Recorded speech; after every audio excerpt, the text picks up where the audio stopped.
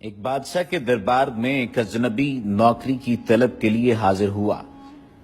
قابلیت پوچھی گئی تو اس نے کہا سیاسی ہوں۔ عربی میں سیاسی افہام و تفہیم سے مسئلہ حل کرنے والے معاملہ فہم کو کہتے ہیں۔ بادشاہ کے پاس سیاستدانوں کی بھرمار تھی، اسے خاص گھوڑوں کے استبل کا انچارج بنا لیا جو حال ہی میں فوت ہو چکا تھا۔ چند دن بعد بادشاہ نے اس سے اپنے سب سے مہنگے اور عزیز گھوڑے کے متعلق دریافت کیا۔ اس نے کہا نسلی نہیں ہے۔ بادشاہ کو تعجب ہوا، اس نے جنگل سے سائز کو بلا کر دریافت کیا۔ اس نے بتایا گھوڑا نسلی ہے لیکن اس کی پیدائش پر اس کی ماں مر گئی تھی، یہ ایک گائے کا دودھ پی کر اس کے ساتھ پلا ہے۔ مسئول کو بلایا گیا اور اس سے پوچھا گیا کہ تم کو کیسے پتا چلا اصیل نہیں ہے؟ اس نے کہا جب یہ گھاس کھاتا ہے تو گایوں کی طرح سر نیچے کر کے، جبکہ نسلی گھوڑا گھاس منہ میں لے کر سر اٹھا لیتا ہے۔ بادشاہ اس کی فراست سے بہت متاثر ہوا۔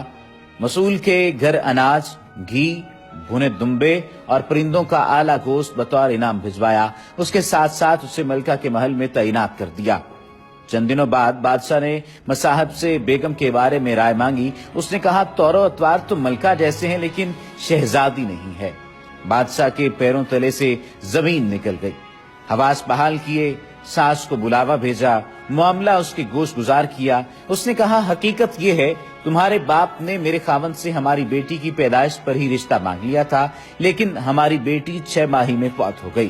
چنانچہ ہم نے تمہاری بادشاہت سے قریبی تعلقات قائم کرنے کے لیے کسی کی بچی کو اپنی بیٹی بنا لیا۔ بادشاہ نے مصاحب سے دریافت کیا تم کو کیسے علم ہوا؟ اس نے کہا اس کا خادموں کے ساتھ سلوک جاہلوں سے بدتر ہے۔ بادشاہ اس کی فراست سے خاصا متاثر ہوا۔ بہت سا اناج، بھیڑ بکریاں بطور انعام دیں، ساتھ ہی اسے اپنے دربار میں متعین کر دیا۔ کچھ وقت گزرا، مصاحب کو بلایا، اپنے بارے دریافت کیا۔ مصاحب نے کہا جان کی امان بادشاہ نے وعدہ کیا۔ اس نے کہا نہ تو تم بادشاہ زادے ہو اور نہ تمہارا چلن بادشاہ والا ہے۔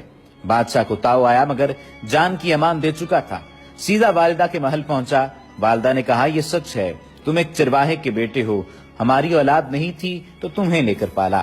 بادشاہ نے مصاحب کو بلایا، پوچھا بتا تجھے کیسے علم ہوا؟ اس نے کہا بادشاہ جب کسی کو انعام و اکرام دیا کرتے ہیں تو ہیرے موتی جواہرات کی شکل میں دیتے ہیں، لیکن آپ بھیڑ بکریاں، کھانے پینے کی چیزیں عنایت کرتے ہیں۔ یہ اسلوب بادشاہ زادے کا نہیں، کسی چرواہے کے بیٹے کا ہی ہو سکتا ہے۔ عادتیں نسلوں کا پتہ دیتی ہیں۔ عادات، اخلاق اور طرز عمل خون اور نسل دونوں کی پہچان کرا دیتے ہیں۔ اسی وجہ سے کوشش کیجئے کہ ایسے عادات اور اخلاق اپنائیے جن سے معلوم ہو سکے کہ واقعتاً آپ خاندانی ہیں اور آپ کی رگوں میں بہنے والا خون آپ کے کردار کی نشاندہی کرتے ہوئے واقعتاً اعلیٰ و عرفہ کہلانے کا حقدار ٹھہرے۔ وما علینا الا البلاغ المبین۔